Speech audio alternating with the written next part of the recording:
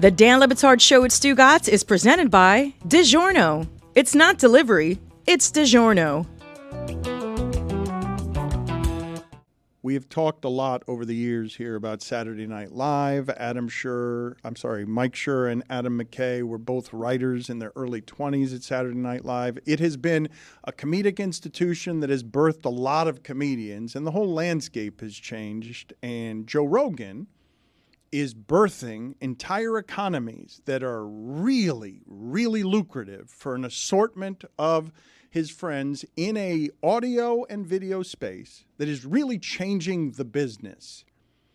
Shane Gillis is the best of these comedians that Rogan has birthed. He might not yet be the most successful because Tom Segura is looking down on his fans and Bert Kreischer is selling out giant places, but he is somebody who has gotten the attention of the internet, and everything he does, 1 million people view it. He is the hottest comedian since Bo Burnham, who sort of dominated the landscape during the pandemic. Shane Gillis, everyone's taking notice of what this guy is doing. And now he's hosting Saturday Night Live later this month after his career blossomed because he was let go from Saturday Night Live before ever doing anything. He was hired as a cast member and then was quote unquote canceled, and that's not a real thing. The comedians who are quote unquote canceled are having thriving branding businesses off of being canceled. And so now the show that fired him for some slurs that were in his podcast past is bringing him back as host and needs him more than he needs them, which is stunning to watch. And he's an interesting comedian because this is the line that he walks on. Not unlike Chappelle walked on the line where, hey, I'm not making fun of black people. I'm making fun of the way that white people view black people. Bud Light has signed up Shane Gillis thinking he's a counter to Dylan Mulvaney. Bud Light's brand has been damaged by just having an Instagram influencer who is trans around their product. It wasn't even commercials. And now Bud Light is getting Shane Gillis, and conservatives are celebrating that they got Shane Gillis without realizing that Shane Gillis is often making fun of conservatives. He's not one of you. And he's walking a space that no other comedian I see is walking. I have a particular investment in the arc of Shane Gillis because what he got punished for by SNL, which is to say the reason they didn't hire him was because a part of his podcast from many moons ago, he was doing like truly extreme caricatures of Asian people.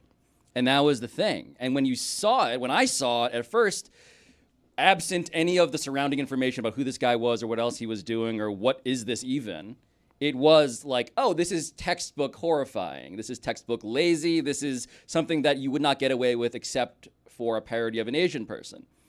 And so I was very out on Shane Gillis as a guy who I ever wanted to see again. Personally, Shane Gillis is so funny that I have had to admit that he's actually just super talented. He won you back over. Because he's actually good at comedy. Funny, man. And so part of the racial politics of this, of course, is like, do we all have to be union reps when it comes to like, oh, this person has insulted my people? And then you have to do the also more, I think, profound investigation into what was he really trying to do, which gets into the realm of another topic that's fascinating, which is to say impressions. Who can do an impression? And how do we discern motive behind the impression? So for me, over time, I realized, okay, Shane Gillis actually isn't what that one clip portrayed him to be. Mm-hmm. And he's also super fucking funny. Oh, but also that was when he was amateur and the character has learned and now developed. Andrew Dice Clay 1 million years ago says he was playing a character and it was misogynistic and homophobic and it was a terrible character. But he always said, but this is a character. This is the evolution of that is smarter because he's still doing stuff that's objectionable, okay? He uses gay in a way that feels pejorative, but he's very much in character with what it is that he's doing. He is the everyman trying to appeal to the everyman while also, what are you laughing about? He called the movie Hidden Figures Medea Goes to the Moon. God damn. I laughed so goddamn hard. Well, he said his father calls that. So you're laughing at the private show that's happening in your head here. That you're doing your own show in front of a microphone, thinking things before saying them, and laughing to yourself. I found that helpful. I mean, when he said he's made these jokes that are objectionable, that's the first thing that popped in my head, and so I laughed. Because He's walking the line, though. To me, one of the more fascinating things happening here with the business of comedy is the podcast business largely sucks. It really does. But at the top end of it, these comedians are eating like these. Well, yes, the alleged cancellation of Shane Gillis, which resulted, by the way, down the line, the domino effect in the cancellation of Bud Light, and now the uncancellation using Shane Gillis. No question, it was good for him. And Rogan. But it was good for him, right? So like, there are a couple of. This is one of those stories where many things are true at the same time. It really is. Cancellation only exists if you operate in the mainstream. If I want a job on SNL, the super highway to success for comedians, then yes, I can be canceled. But this is a new lane. I mean, they're popular. They're popular at least in part. The reason they're making so much money is at least in part. It's not a small part. So many people are saying, "Oh, wait, I'm listening to something that's actually free. That these guys don't have consequences. This is a dirtier talk than I'm going to get anywhere in the mainstream. That's sort of contaminated by all that wokeness that both sides complain about." So decades ago, Lenny Bruce got arrested for having George Carlin too. Immoral, what the morality. The words you can't say. Yeah, the words you can't say, and even the content. Lenny Bruce would do stuff that wasn't necessarily using F-bombs or whatever, but it was like, this is explicit content. Cops would grab him and take him off stage and arrest him. And you know what that did for Lenny Bruce? Anytime Lenny Bruce is playing somewhere, people were like, "Ah, shit, I got to see this." They are now making more, Pablo. It's like the weirdest comp I can make. Remember when The Passion of the Christ came out and everybody was like, "This is an awful da da da," and that movie did numbers because of the uproar. They shouldn't be complaining about cancel culture. They should be celebrating it. It is profitable for the best of them. It's a gold mine. But it reminds me of the ways in which all of us, and I was thinking about this with the Grammys, all of us still want the mainstream recognition. Shane Gillis is hosting SNL. I'm sure on some level to his fans, it's like, he's going to stick it to him like Norm Macdonald did after he got fired from SNL. They got invited to host. Part of me also thinks this is actually a valuable thing personally to that guy in the way that you want to win the award. You want to be canceled to make the money, but you also want to be approved of by the people who still, in your mind, matter. The Dan Le Batard Show with Stugotz is brought to you by Bayer Aspirin, the official sponsor of Fans' Hearts. I have a content conundrum here because I've got Pablo and Amin in studio. Pablo, Tori finds out, a very popular podcast, Oddball, another very popular podcast. It's part of the Le Batard and Friends network. Both Amin and Pablo love the Shane Gillis comedy subject matter.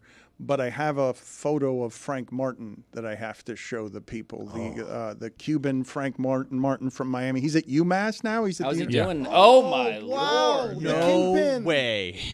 That's Lex Luthor. No, it's right? Kingpin. Shout out to Vincent D'Onofrio. Mm-hmm. More Kingpin than Lex Luthor? Yeah, Oh no, yeah, I 'cause see he's the more bottom boxy. half now. The bottom half now makes this Kingpin. Yeah. It's a great look for Frank Martin, but it's villainous. A little is it David not? Byrne as well.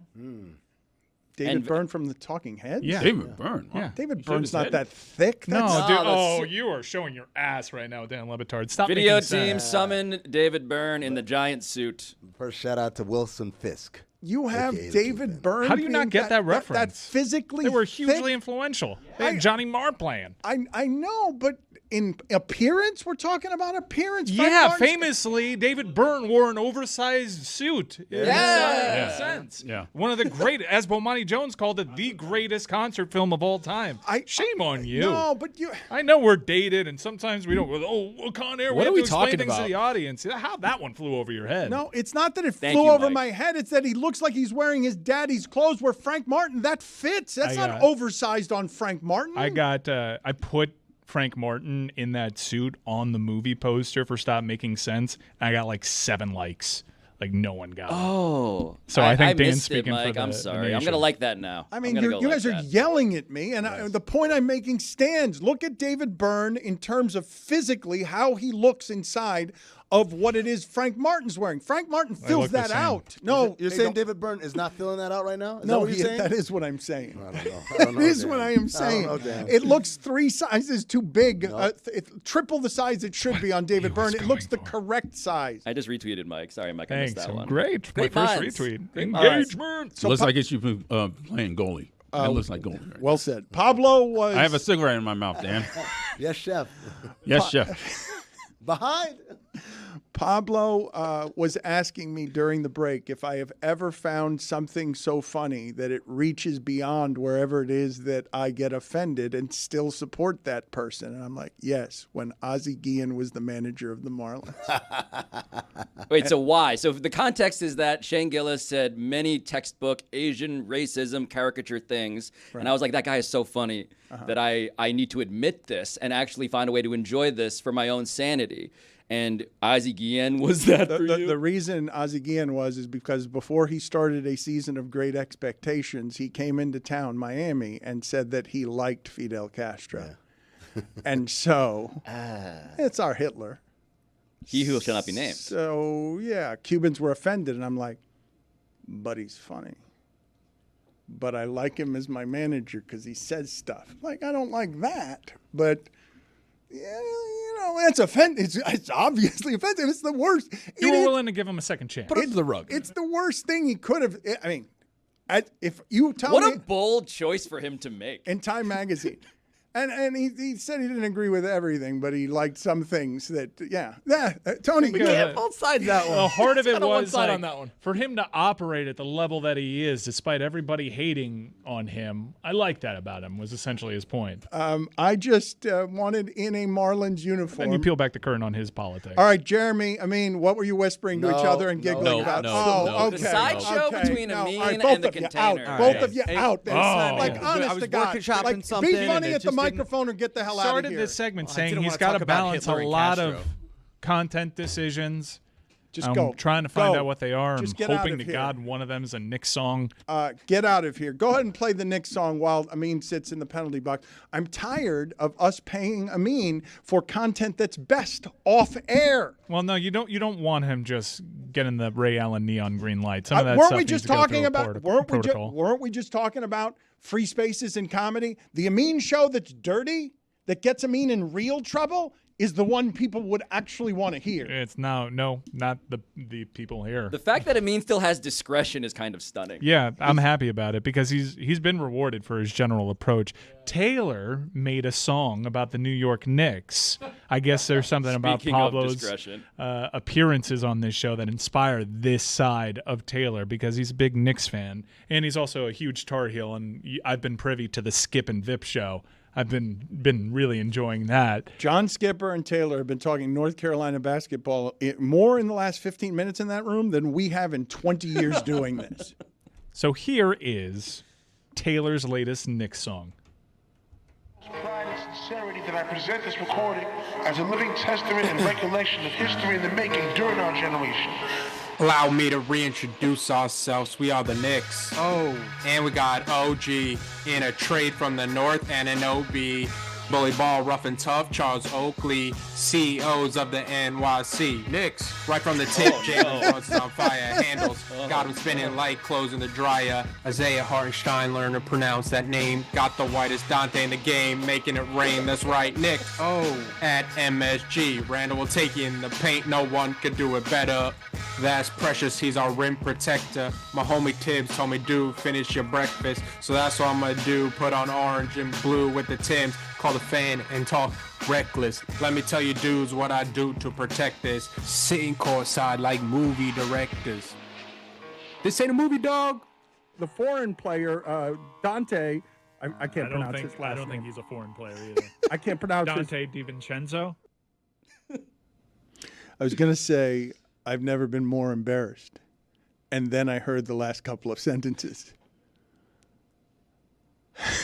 That was terrible. Yeah, ad-libs in the back and the hype and stuff up can't be the same volume I feel as like your narrator. Taylor also became a couple of slightly different characters who are mostly the same, but slightly different enough to be conspicuous. Also, does he know that we have a studio with microphones that we can record in? Yeah, did he do that on voice notes? How did that get aired?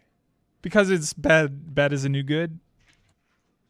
I want to put Taylor on the therapy couch. Whoa, more Taylor. Yes, we're After gonna that, put Taylor on the therapy couch right now. Well, you said that you had to balance a lot of content decisions. I do. May I recommend not doing that? I do. You cannot. Can we call him recommend Ronnie Cheng? that. You can. By the way, thanks for that one. Yo, Dan, what were you doing? Ronnie was texting me before that aired, or at least before I saw it, and I was like, oh, something's gone horribly. What did he say? Wrong. What did he say to you before you had seen the I don't think it was anything that he wouldn't or didn't say on air. I talked to him. What was his vibe? I connected Ronnie to Dan. Ronnie, I don't want to speak for Ronnie because Dan has talked to Ronnie. Dan can characterize Ronnie's feelings. I think when Ronnie pointed out on the show, why have one bad interview when you can have two simultaneously? I was like, okay. A great line. A great line. There's nothing better that I can summarize. And all I apologized to him for, and he was wonderful in accepting this as an apology. I'm like, just sold out Rockefeller's. Just sold out Radio City, by the way. Nice. A little plug there, Dan. No? It's his boy. Yeah. I'm trying. This is my friend that you have torched a potential bridge to, and so I'm trying to point out that He's trying to show the value of the show. Yes, that's right. Respect. I simply apologized to him, and he seemed to understand as someone who works in this medium. I was also trying to incorporate somebody who was going 100 miles an hour on a speedboat. My judgment may have been impaired by the fact that we're throwing Taylor at a lot of in a way that suggests bad judgment. Excuses. Which is why he's not going on that couch. He should be on the therapy couch. He's not mobilizing. I like how Dan learns nothing. He just articulated in great detail why getting a little bit of Taylor and going for more Taylor hasn't worked out. That is correct. I will take the consequences of believing in the little guy. What does he have to be on the therapy couch for? Yeah, you keep giving him a microphone. Stop. The reason I keep He's ecstatic. The reason I keep giving him a microphone is because I want to show how low Meadowlark's standards actually are at the bottom rung of our business. We'll allow anyone near a microphone. Stugotz's name is on the show already. But that's we need to get younger and dumber.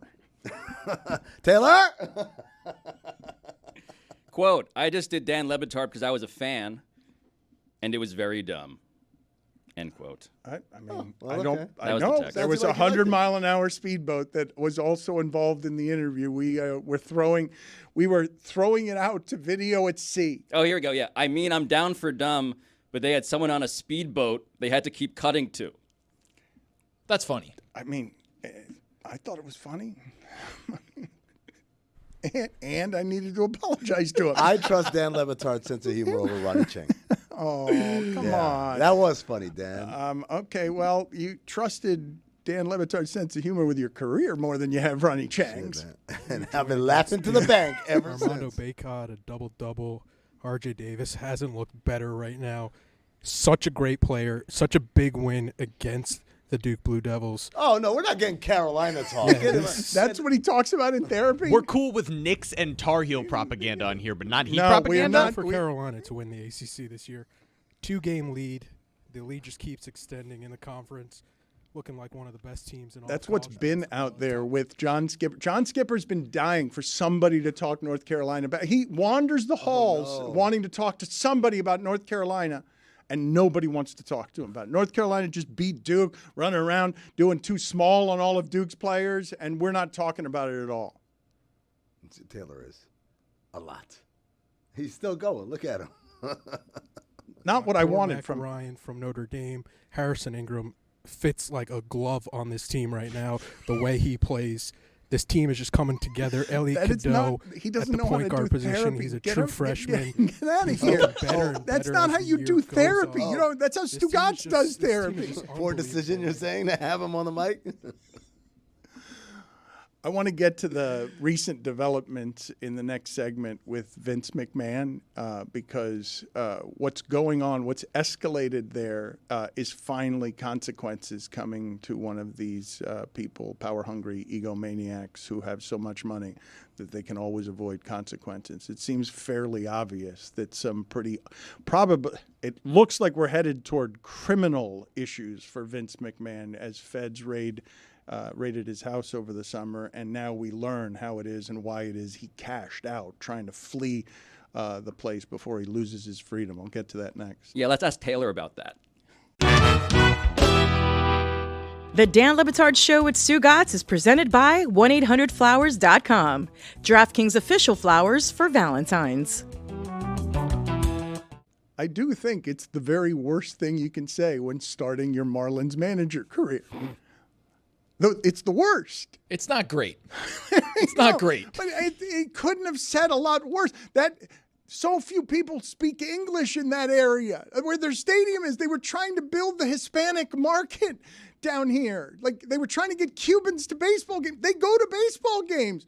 Well, they go to Latin baseball games here. It's the worst thing you could say. Dan, my grandfather was still alive at that point when we had got Ozzie Guillen. I remember listening to Radio Mambi, wall-to-wall coverage of how Ozzie Guillen, they had to fire him. That's correct. Doesn't matter if he's never coached a game. That is correct. Doesn't matter. Wall-to-wall, midnight to the next day. Tony, that's fire him. That is pre-Rush Limbaugh. That's when Spanish radio had no governance and none.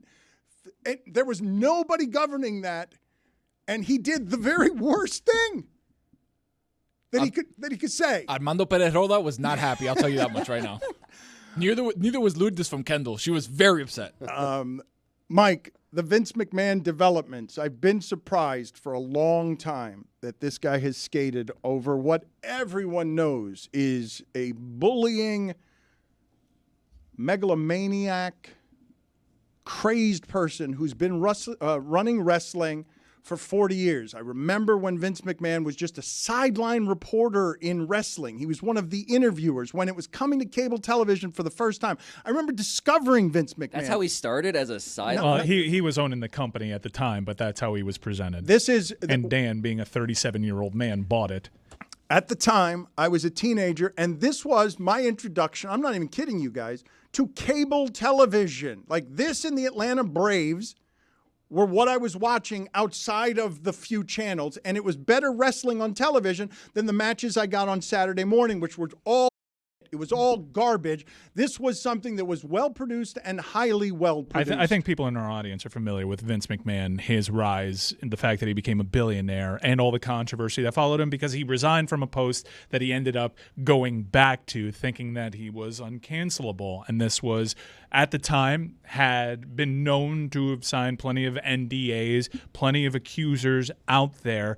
This most recent scandal, with Ms. Grant as the plaintiff, does seem to have undone his legacy. He has resigned from a position that he didn't have to resign. He could have made it a nightmare for TKO and Endeavor, but they don't lose these things. Or Emmanuel, if he wants you gone, you usually get gone. But there were a lot of interesting developments, and I've seen the popular social media take that whatever booking decisions they've made with The Rock and Cody have knocked this out of the headlines.